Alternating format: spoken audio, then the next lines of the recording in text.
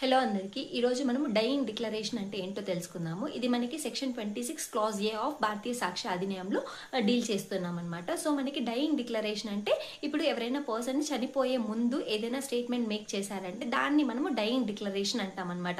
So ఈ dyeing declaration అనేది ఎందుకు మనము రిలవెంట్ ఎవిడెన్స్ గా తీసుకుంటాం భారతీయ సాక్ష్య అధినియం ప్రకారం అంటే ఎవరైనా పర్సన్ చనిపోయే ముందు ఖచ్చితంగా నిజమే చెప్తారనేసి ఒక ప్రిజంప్షన్ అనమాట. అంటే ఎవరైనా కానీ చనిపోయే ముందు అబద్ధాన్ని నోట్లో పెట్టుకొని అతన్ని ఎవరైతే చేశారో అంటే దేవుడు మేకర్ ఆ మేకర్ ని కలుస్తాడనేసి ఎవరు అనుకోరనమాట. సో కాబట్టి ఎవరైనా ఒక పర్సన్ చనిపోయే ముందు ఖచ్చితంగా నిజమే చెప్తారన్న ప్రిజంప్షన్ తో ఈ డైయింగ్ డిక్లరేషన్ ని మనకి రిలవెంట్ ఎవిడెన్స్ గా మనకి సెక్షన్ 26 క్లాజ్ ఏలో మెన్షన్ చేశారనమాట. సో దీంట్లో ఎసెన్షియల్ ఎలిమెంట్స్ ఏంటంటే ఎవరైతే డైయింగ్ డిక్లరేషన్ మేక్ చేశారో ఆ పర్సన్ ఖచ్చితంగా చనిపోయి ఉండాలన్నమాట.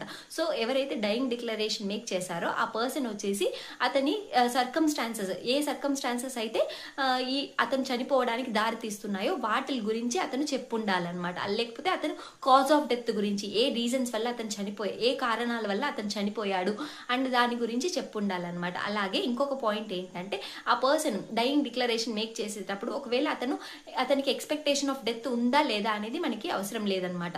కానీ అతని డెత్ ఎందువల్ల దారి తీసింది అన్న దాని గురించి మాత్రం చెప్పాలన్నమాట. అతను ఎక్స్పెక్ట్ చేస్తున్నాడా డెత్ ని లేదా అన్నదాన్ని మనం కన్సిడర్ చేయమన్నమాట. అలాగే అతను చనిపోయాక అతని డెత్ వచ్చేసి క్వశ్చన్ ఆఫ్ ఫ్యాక్ట్ అయి ఉండాలన్నమాట. అంటే ఇప్పుడు మనకి అది ఇష్యూ ఆఫ్ ఫ్యాక్ట్ కింద ఉండాలన్నమాట. అంటే అది మనకి క్వశ్చన్ లోకి వచ్చి ఉండాలి, ఎందుకు ఈ పర్సన్ చనిపోయారు అన్నది మనకి ఇష్యూ రైజ్ అయి ఉండాలన్నమాట. అప్పుడు మనము ఆ స్టేట్మెంట్ ని డైయింగ్ డిక్లరేషన్ గా సెక్షన్ 26 క్లాజ్ ఏ ప్రకారం తీసుకుంటాం అనమాట.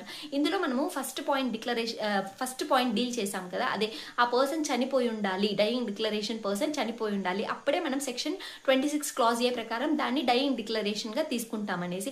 ఇప్పుడు ఫర్ ఎగ్జాంపుల్ ఆ పర్సన్ చనిపోలేదంటే అప్పుడు మనం ఆ స్టేట్మెంట్ ని సెక్షన్ 26 క్లాజ్ ఏ ప్రకారం తీసుకుంటామా లేదా అంటే తీసుకోమండి.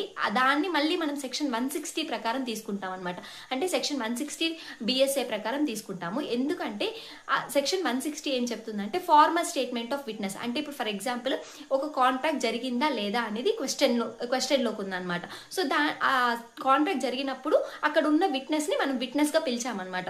సో ఈ విట్నెస్ వచ్చేసి ఆ కాంట్రాక్ట్ జరిగినప్పుడు కాంట్రాక్ట్ కి రిలేటెడ్ గా ఏదైనా ఒక స్టేట్మెంట్ మేక్ చేసి ఉంటాడు కదా, దాన్ని ఇక్కడ 160 ప్రకారం ఆ పర్సన్ ఆ స్టేట్మెంట్ ని ఇక్కడికి వచ్చి ప్రూవ్ చేశాడనమాట, నేను ఇలా చెప్పాను అనేసి. సో ఈ సెక్షన్ 160 ప్రకారం ఎవరైతే పర్సన్ డైయింగ్ డిక్లరేషన్ చేశాక బతికొచ్చారంటే ఈ సెక్షన్ ప్రకారం అతను డైయింగ్ డిక్లరేషన్ ని అతనే కొరాబరేటివ్ ఎవిడెన్స్ గా ప్రూవ్ చేసుకుంటాడు అనమాట. ఇదండి మనకి డైయింగ్ డిక్లరేషన్ అంటే. Thank you.